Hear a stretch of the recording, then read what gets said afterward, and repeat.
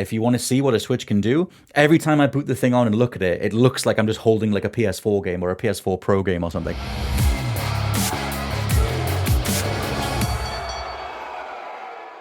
WWE 2K25 that came out right at the end of July on Switch. It's been out on other consoles, I think since like March or May or something. But this version, they delayed it on Switch. There's a whole history of the WWE 2K games on the original Switch being absolutely on fire. The one that was the most on fire, I think, was 2K20. But that game, actually, maybe it was 2K18 was the last one on Switch, and 2K20 was the one that was absolutely on fire on other systems. But the whole thing with the way these games are developed, they actually switched developers overall. I think Visual Concepts is the name of the dev that came in.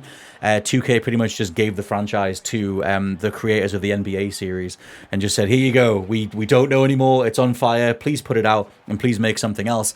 And there was a whole load of developer interviews from people who were originally working on the games, saying that they wished them well, but like they were moving on. And it's taken this long, it's taken like 5 years or even more than that for a WWE 2K game to emerge on a Switch again. And thankfully, genuinely, like I feel like this is such a crazy sentence, but every time I play this, I am genuinely blown away. Thankfully, this thing is like an absolute miracle. Like, for as much as, we talk about games that show off what a Switch 2 can do, or we talk about games that show off what a console can do, I think this is a way better showcase of what a Switch 2 can do than Mario Kart World or Donkey Kong Bonanza. And I know that's insane, but the sheer level of, the technology that's on display, the sheer fidelity to the rendering that's there, the fact that all the wrestlers develop sweat as they get through a match, and the scale of some of the arenas that you can put people in, and it just sticks to a 60 FPS frame rate. It just plays perfectly. It's also worth throwing into the conversation that if you're more of a casual wrestling fan, lol, then you might not have, maybe you stayed with the games, but you didn't stay with the shows. Like maybe you kept playing the SmackDown games or SmackDown versus Raw or whatever. I think that the last really big 2K game was like 2K13, or the one that had CM Punk on the cover. That was, I felt like, a one that went a bit wider, where your average person knew what it was, knew what the gameplay was like. But like I said, that run at the end of the 2010s and the beginning of the 2020s just became such an off-putting time to try and keep up with these games.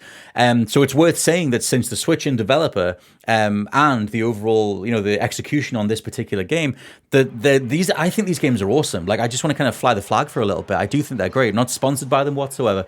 But I have a great time playing them, and I think it's worth just kind of saying that they walk a really good line between the simulation aspects of like putting a match on for the audience. You get scored as the match goes on. You want to have like kickouts at the last minute during a pinfall, or you want to go for a move off the top turnbuckle.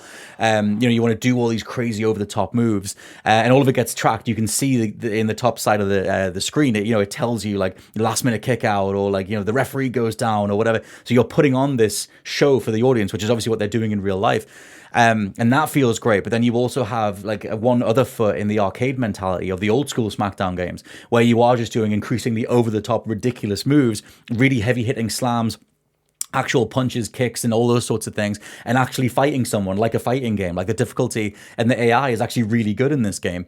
And I was quite surprised when I started getting back into wrestling back in 2022, and I picked up 2K22, got into AEW, I should say. I wasn't watching WWE. I ended up getting the game just to install all the AEW characters using the creation suite.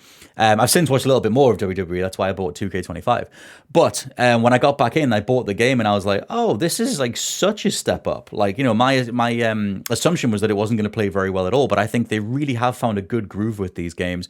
And they're also content rich now as well. Like, you do get like story modes, creation suites, like obviously all the different match types. They have all the different eras of WWE, like going all the way back to like the 80s, and the arenas that go alongside them. Like, I am thoroughly impressed by the what they have in 2K25. And yes, it comes with a hefty price tag, but that's what I've been playing. And then, like I said, that only came out like about a week ago. I do think it's a bit of a miracle on Switch too, and thoroughly recommendable. And like I said, it is genuinely very, very impressive.